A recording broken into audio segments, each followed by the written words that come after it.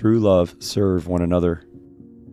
Brethren, if a man is overtaken in any trespass, you who are spiritual, restore such a one in a spirit of gentleness, considering yourself, lest you also be tempted.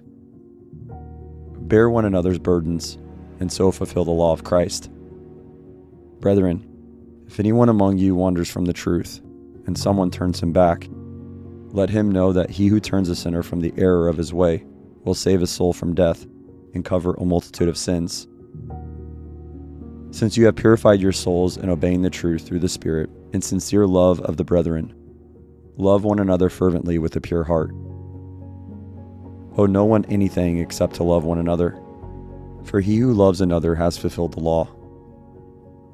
Be kindly affectionate to one another, with brotherly love, in honor giving preference to one another. Yes, all of you be submissive to one another, and be clothed with humility. For God resists the proud, but gives grace to the humble. We then who are strong ought to bear with the scruples of the weak, and not to please ourselves.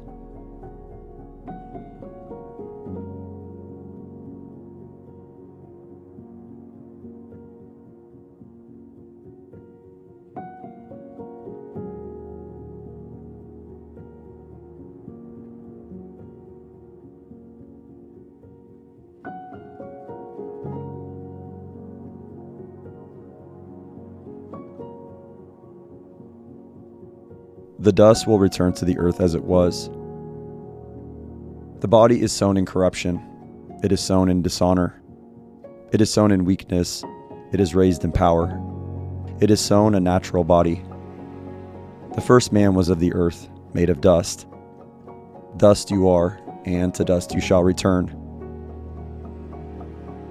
One dies in his full strength, being wholly at ease and secure. Another man dies in the bitterness of his soul, never having eaten with pleasure. They lie down alike in the dust, and worms cover them. My flesh also will rest in hope. After my skin is destroyed, this I know, that in my flesh I shall see God. The Lord Jesus Christ will transform our lowly body, that it may be conformed to his glorious body, according to the working by which he is able even to subdue all things to himself. Lord, make me to know my end, and what is the measure of my days, that I may know how frail I am. So teach us to number our days, that we may gain a heart of wisdom.